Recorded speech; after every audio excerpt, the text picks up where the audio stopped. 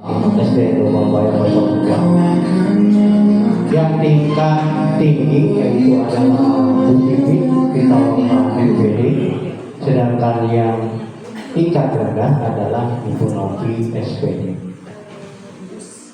Mari kita panjatkan puji syukur pada Allah Rabbi yang mana pada hari ini kita dapat berkumpul dan akan mensosialisasikan tentang. Terima kasih kepada Bapak Ibu Dewan Guru dan terutama kepada Bapak Kepala Sekolah yang sudah memberikan waktu untuk kami berdua menyampaikan pembebasan pembelajaran mendalam di SDN Lubang Buaya 02. Tanpa kehadiran Ibu Bapak semua, mungkin pembebasan ini tidak akan ada artinya, gitu ya.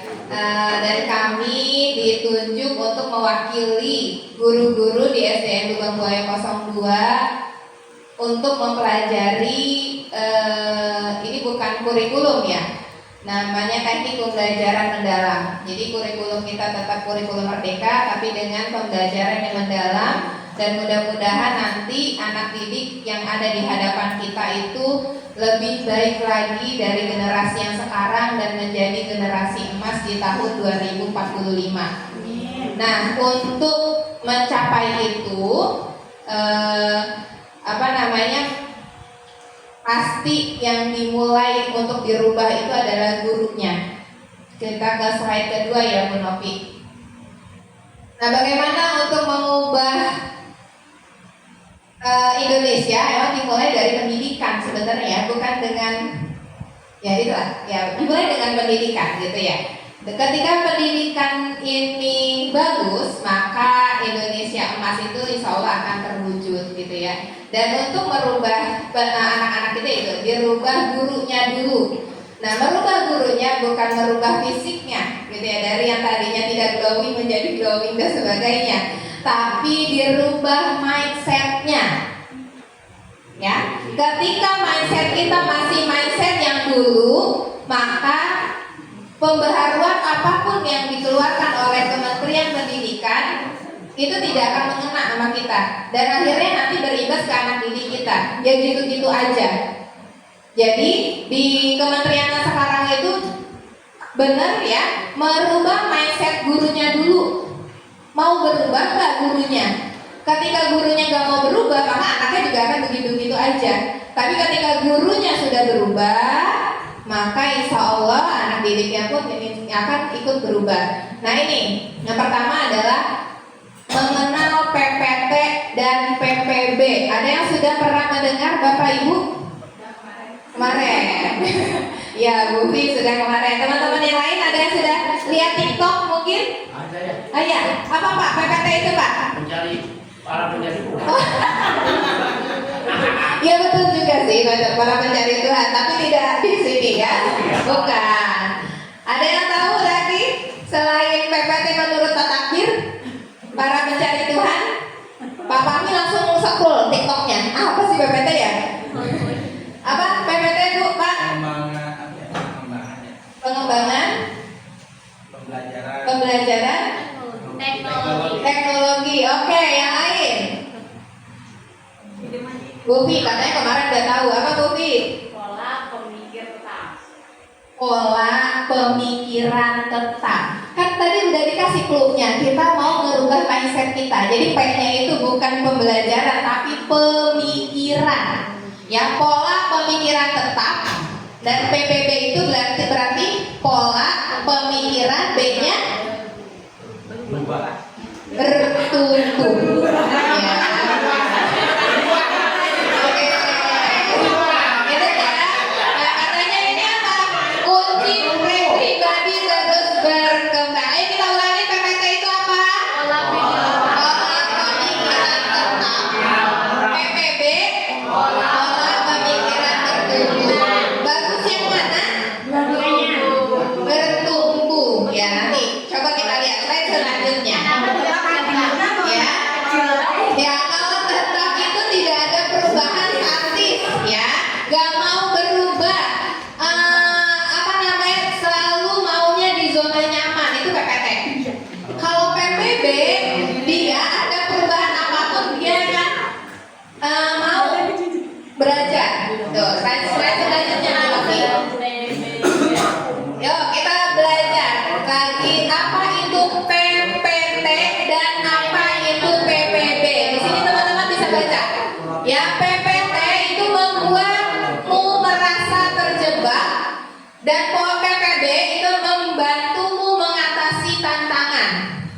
ya. Yang pertama, PPT. Saya tidak ingin mempelajari hal baru, betul? Betul. Kadang begitu ya. Kurmer apa bayar?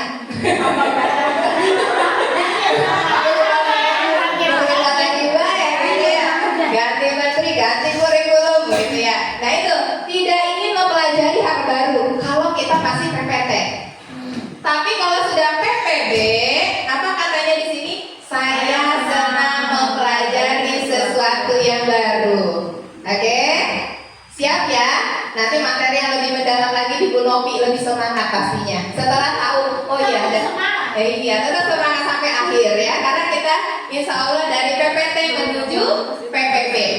Lalu PPT yang kedua, saya membuat kesalahan. Tapi kalau PPB, kesalahan itu akan membuat saya tumbuh. Ya belajar dari kesalahan. Kita kalau ngomong ke anak-anak, kalau belajar masalah gak apa-apa, jangan nangis gitu ya. Gak apa-apa belajar dari kesalahan dan sebagainya. Kita pinter kadang ngomong ke anak-anak ya. Tapi kan kita sendiri kalau udah salah sedikit, ya si kawan orang benar-benar. Kita udah awan isinya si kawan. Gitu ya. Padahal dari kesalahan itu harusnya membantu kita bertumbuh. Lalu saya menyerah kalau PPT. Dan ngapain sih ambisi banget gitu ya, nyerah. Tapi kalau yang PPB saya akan mencoba lagi gitu. Kalau PPT saya tidak percaya diri ya, insecure Saya percaya. ya. Tapi kalau PPB saya percaya pada diri saya sendiri. Oke? Siap ke PPB? Siap.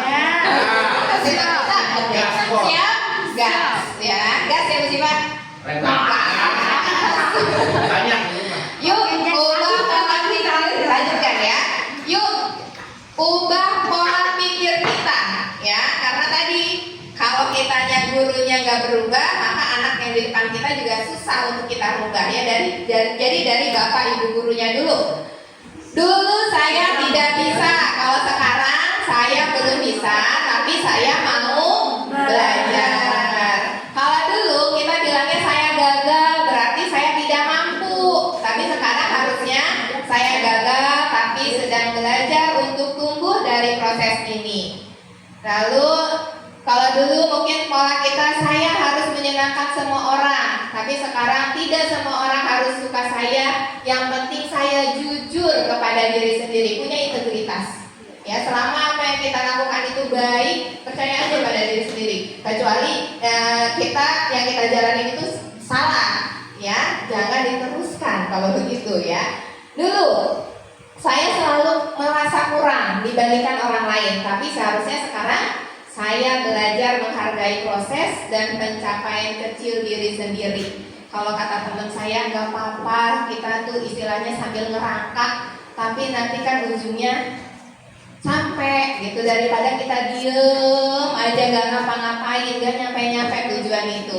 Jadi mau sambil ngerangkak kek, mau sambil jalan pelan-pelan, yang penting kita bergerak gitu ya. Bahkan dalam agama kita juga ya Bu ya, rezeki itu kalau kita dapatkan itu karena kita bergerak ya, kayak sama seperti burung katanya. Allah itu menciptakan burung untuk kita belajar bagaimana burung itu keluar dari sarangnya dalam keadaan perut kosong, pulang dalam keadaan perut kenyang, dan bahkan membawa makanan untuk anak-anaknya yang ada di sarang. Itu artinya apa pembelajaran di sana? Artinya kita tidak boleh diam, kita harus bergerak. Oke, lanjut. Nah, masuk ke materi. Sebenarnya sudah kita rubah mindset kita. Kita sudah jadi dari PPT sudah menjadi PPB ya. Siap. Oke, gas. Gas. Ya, jadi kalau mau masih ke PPT lagi, materi ini nggak mau diterima. Tapi ketika kita sudah Nah, saya harus belajar, saya nggak harus di zona nyaman terus gitu ya. Apapun perubahan yang ada di hadapan kita harus kita jalanin ya gitu ya. Nah ini teman-teman, apa itu pembelajaran mendalam? Kalau bahasa Inggrisnya apa? Deep learning. Wede, mantap.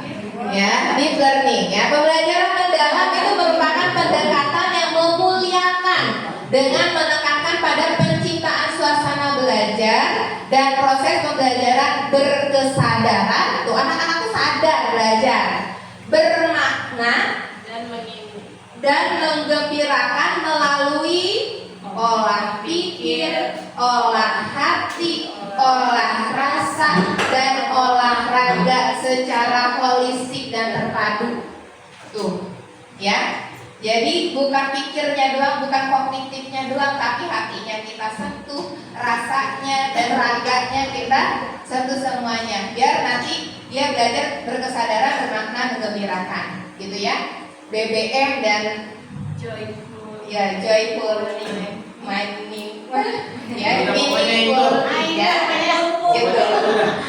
Nah ini apa itu yang memuliakan tadi ya? Memuliakan itu bagaimana? Dalam penerapan PM, kita singkat PM ya, pembelajaran mendalam itu, semua pihak yang terlibat saling menghargai dan menghormati dengan mempertimbangkan potensi, martabat, dan nilai-nilai kemanusiaan. Nah, jadi nih pembelajaran mendalam itu disingkatnya BBM nih, berkesadaran, bermakna, menggembirakan. Menggembirakan itu bukan kayak gini katanya, setiap 5 menit sekali breaking, nggak begitu. Menggembirakan itu ketika anak-anak nggak merasa bosan belajar sama kita. Bu, emang udah pulang bu? Ada gak yang belajar segitu? Ada, mantap. Kayaknya kelas 2 C nih. Nah berarti itu berarti pembelajarannya menggembirakan, bukan kita setiap hari bikin ice breaking katanya. Jadi menggembirakan itu ketika anak-anak gak bosan belajar di kelas atau belajar sama kita. Anak-anak gak mikirin jam pulang atau jam istirahat, tiba-tiba pulang bu, istirahat bu, masih deh ini bu, belum kelar ini pembelajarannya. Itu yang disebut menggembirakan, bukan 5 menit sekali ice breaking. Ya, jadi bagaimana kita mengemas materi itu, anak-anak jadi penasaran dan gak pengen cepat-cepat selesai, betul. Ada terus rasa ingin tahu yang dia pengen gali hari itu. Itu namanya menggembirakan, gitu ya. Apalagi berkesadaran, yaitu sadar dulu, nanti akan bermakna dan menggembirakan. Nah, dengan cara apa? Olah pikirnya, olah hatinya, olah rasa, olahraga. Untuk mewujudkan apa? Nah, sekarang ini namanya profil lulusannya ada 8 dimensi. Sudah tahu dari TikToknya? Belum. Oke, kalau belum kita nanti belajar bareng-bareng. Nah, ini apa itu olah pikir? Olah pikir itu proses pendidikan yang berfokus pada pakai 4 mata juga masih ya. Berfokus pada pengasahan akal budi dan kognitif seperti kemampuan untuk memahami, menganalisa dan memecahkan masalah kognitif. Itu olah pikirnya. Olah hati, proses pendidikan untuk mengasah kepekaan batin, membentuk budi pekerti, serta menanamkan nilai-nilai moral dan spiritual. Kalau kita dulu namanya kognitif, afektif, ya, olah rasa masih seperti afektif, ya. Sebagai proses pendidikan yang bertujuan mengembangkan kepekaan estetika, empati, dan kemampuan menghargai keindahan serta hubungan antar manusia. Baru ke olahraga. Kalau dulu menyebutnya psikomotor, ya, merupakan bagian dari pendidikan yang bertujuan untuk menjaga dan meningkatkan kesehatan fisik, kekuatan tubuh, serta membentuk karakter melalui kegiatan jasmani. Itu ini yang untuk mewujudkan nanti 8 profil lulusan. Lanjut Bu. Nah ini yang kita pelajarin nanti. Pembelajaran mendalam itu ada 8, Ya, 8 yang akan dicapai: keimanan, ketakwaan, keluargaan, penarahan prinsip, kreativitas, kemandirian, komunikasi, kesehatan, dan kolaborasi. Nah, dengan cara apa? Dengan pembelajaran yang bermakna, menggembirakan, dan berkesadaran. Nantinya, biar anak-anak itu bagaimana? Bisa mampu memahami, mampu mengaplikasi, dan mampu merefleksi. Nanti kita belajar satu-satu, ya. Nah, dengan nanti pendukungnya apa? Ada kemitraan pembelajaran gitu ya, pemanfaatan digital, lingkungan pembelajaran, dan praktik pedagogis. Nah, nanti kita kupas satu-satu kerangka kerja PM ini. Sudah 10. Nah, ini punten, ada 9, kesehatannya 2 ya. Harusnya ada 8 dimensi profil lulusan. Nah, ini yang harus kita wujudkan. Dari fase A, fase B, fase C. Nanti setelah di fase C lulus dari SD, 8 profil lulusan ini ada di anak-anak kita. Nah, kalau nanti di di SMP dan SMA itu nanti dibantu oleh guru wali. Ada di permen nomor pokoknya antara 11, 12, 13 tuh. Ya, ada namanya guru wali. Pernah dengar nggak? Guru wali. Baca permen-permennya kemarin? Ya, nah ada namanya guru wali. Guru wali itu membantu wali kelas untuk mewujudkan 8 dimensi profil lulusan ini. Tapi itu untuk SMP dan SMA. SD bagaimana? SD tetap dibebankan ke wali kelas. Gitu. Jadi anak-anak itu nanti kalau di guru wali itu jumlah siswa dibagi dengan jumlah guru. Jadi kayak dia itu punya kelompok belajar bareng.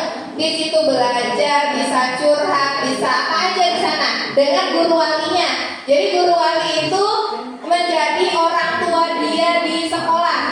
Nah, kalau kita kan emang guru wali kelas ya, apa aja ya, curhatnya apanya, belajarnya ke permasalahan apapun di wali kelas kalau di SD. Tapi kalau untuk SMP dan SMA itu ada dibantu oleh namanya guru wali dan ada SK-nya dan masuk jam mengajar. Ya, masuk 2 JP kalau nggak salah ya. Itu kalau kekurangan guru jam mau dapat sertifikasi bisa ikut jadi guru wali kalau SMP dan SMA gitu. Nah, ini apa saja yang harus kita wujudkan? Yang pertama, keimanan dan ketakwaan terhadap Tuhan Yang Maha Esa, kewargaan, penalaran kritis, kreativitas, kolaborasi, kemandirian, kesehatan, dan komunikasi. Itu. Lanjut ya, Bu. Nah, ini 8 dimensinya. Apa itu keimanan dan ketakwaan terhadap Tuhan? Yaitu individu yang memiliki keyakinan teguh akan keberadaan Tuhan Yang Maha Esa dan menghayati serta mengamalkan nilai-nilai spiritual dalam kehidupan sehari-hari. Katanya itu ya, tauhidnya dulu dah diajarin. Ketika dia sudah tidak menduakan Tuhannya, ya, dia mengesakan Tuhannya, nanti kesananya itu gampang kita ininya ya. Tauhidnya dulu kita benerin, dia tidak sirik ya. Dia memang benar-benar yakin dengan agamanya. Insyaallah nanti kesananya itu gampang. Tapi kalau anak-anak itu tauhidnya nggak benar, susah kita ngendaliin hatinya ya. Lalu keluargaan, individu yang memiliki rasa cinta tanah air serta menghargai keberadaan budaya serta berkomitmen untuk menyelesaikan masalah nyata yang berkaitan dengan keberlanjutan kehidupan, lingkungan, dan harmoni antar bangsa dalam konteks kebinekaan global. Nah, ketika dia ada rasa cinta tanah air, pasti demo-demo anarkis itu nggak ada, ya kan? Anak-anak yang orang-orang yang demo-demo secara anarkis itu bisa dipastikan rasa keluargaannya, rasa cinta tanah air itu nggak ada. Demo itu boleh nggak di Indonesia? Boleh. Ada di Pancasila sila ke-4 gitu ya, bebas menyampaikan pendapat, tapi tidak secara anarkis. Ketika dia berbuat anarkis, nah itu rasa cinta tanah airnya itu mereka tuh nggak ada. Nah, kita sebagai peletak dasar pendidikan harus kita tanamkan keluargaan ini kepada anak didik kita. Gitu ya, nanti biar ya tadi sudah dijelaskan sama Bu Bukit. Ya, ini ada karakteristik dari prinsip pembelajaran mendalam. Yang pertama adalah berkesadaran. Karakteristiknya adalah yang pertama kenyamanan murid dalam belajar. Jadi dalam belajar itu murid harus merasa nyaman. Berarti kelasnya harus seperti apa Bapak Ibu? Bersih. Bersih, bukan cuma bersih apalagi? Adem. Adem, ya. Nggak geram. Nyaman, ada hiasannya. Ya, terang pencahayaannya. Kayak kucing mulu. Itu bikin gak nyaman ya Pak ya? Nah,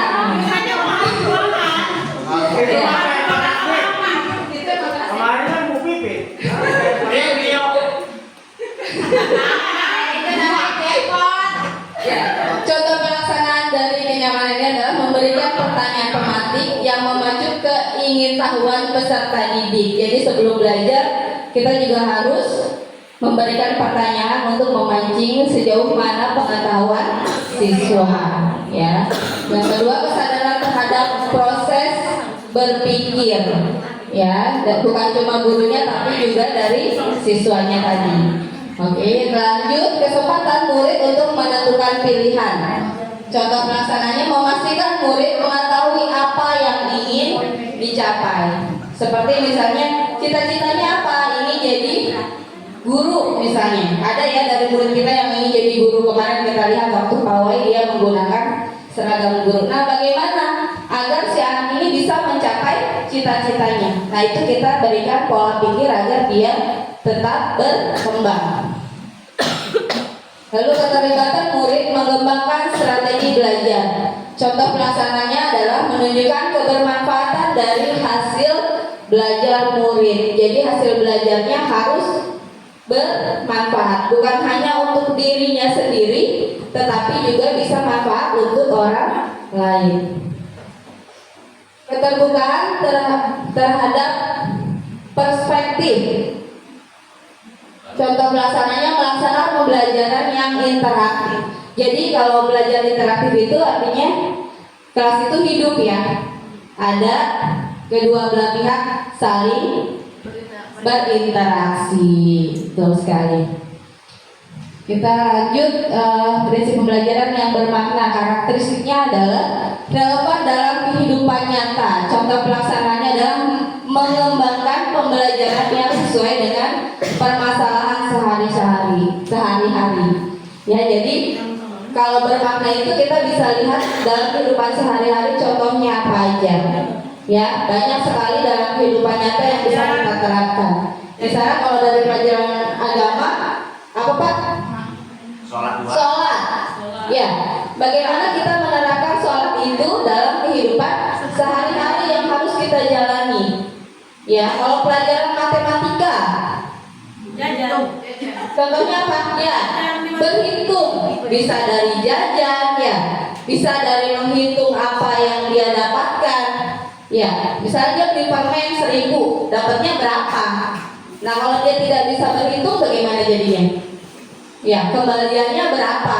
Nah, itu berarti kalau dia tidak bisa berhitung berarti belum bermakna. Ya, yang kedua keterkaitan dengan pengalaman sebelumnya. Contoh pelaksananya melibatkan murid dalam merancang pembelajaran, seperti memilih proyek, menentukan isu dan lain-lain. Ya, kalau ini biasanya proyek, ya biasanya adanya di kelas tinggi. Ya, biasanya menentukan proyek apa saja. Lalu kebermanfaatan pengalaman belajar untuk diterapkan dalam konteks baru. Contoh pelaksananya menunjukkan ilustrasi yang menggambarkan perbedaan antara kenyataan dan pengetahuan yang dimiliki. Lalu keterkaitan dengan bidang ilmu lain, pembelajaran sepanjang hayat. Prinsip menggembirakan ya, pembelajaran adalah menggembirakan.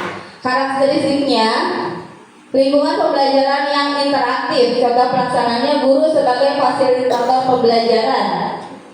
Aktivitas pembelajaran yang menarik, menginspirasi, tantangan yang memotivasi tercapainya keberhasilan belajar, memberikan ruang untuk kreativitas. Nah, contohnya memberikan dukungan dan tantangan yang sesuai dengan kemampuan murid. Ya, mudah-mudahan ini kita suka lakukan ya, Bapak Ibu guru ya. Di dalam kelas kita selalu memberikan kesempatan murid untuk selalu berkembang, memberikan ide-ide agar dia bisa mengeksplor apa yang dipelajarinya. Baik, di sini kita lanjutkan pengalaman belajar atau 3M. Ya, yang pertama itu memahami, mengaplikasi, dan merefleksi atau disebut 3M. Memahami adalah tahap awal peserta didik untuk aktif mengkonstruksi pengetahuan agar dapat memahami secara mendalam konsep atau materi dari berbagai sumber konteks. Pengetahuan pada fase ini terdiri dari pengetahuan esensial, pengetahuan aplikatif, dan pengetahuan nilai dan karakter. Dengan pendekatan ini dan konstruktif, peserta didik tidak hanya menerima pengetahuan secara pasif, sehingga membentuk fondasi pemahaman yang menjadi dasar untuk mengaplikasi pengetahuan dalam situasi kontekstual atau tahapan selanjutnya. Memahami karakteristiknya adalah menghubungkan pengetahuan baru dengan pengetahuan sebelumnya, menstimulasi proses berpikir peserta didik, menghubungkan dengan konteks nyata dan atau kehidupan sehari-hari, memberikan kebebasan eksploratif dan kolaboratif, menanamkan nilai-nilai moral dan etika dan nilai positif lainnya, mengaitkan pembelajaran dengan pembentukan karakter peserta didik. Nah, contohnya adalah mengeksplorasi pengalaman-pengalaman peserta didik terhadap permasalahan sosial di masyarakat. Sebelum menyampaikan topik permasalahan sosial pada pembelajaran IPS. IPS ini adanya di kelas mulai dari kelas 3 ya? Ya. Memberikan data kemiskinan di Indonesia serta meminta peserta didik untuk memahami dan memberikan tanggapan. Berarti kalau dari sini peserta didik diminta untuk mencari tahu bisa melalui pemanfaatan digital ya, Google ya, bisa dan lain-lain.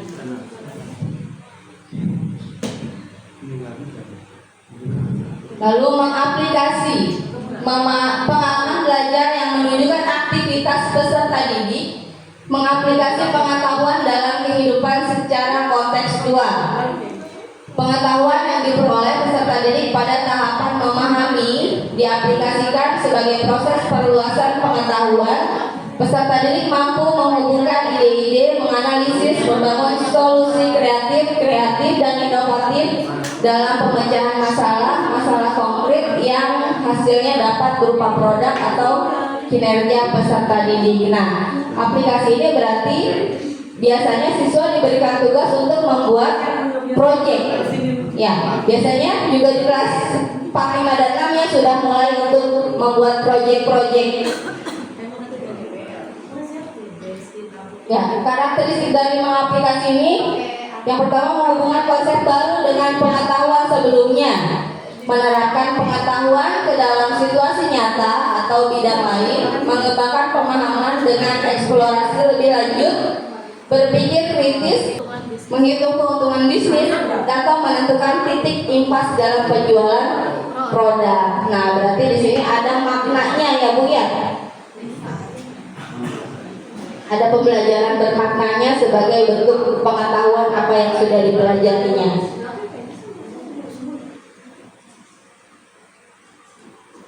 Merefleksi.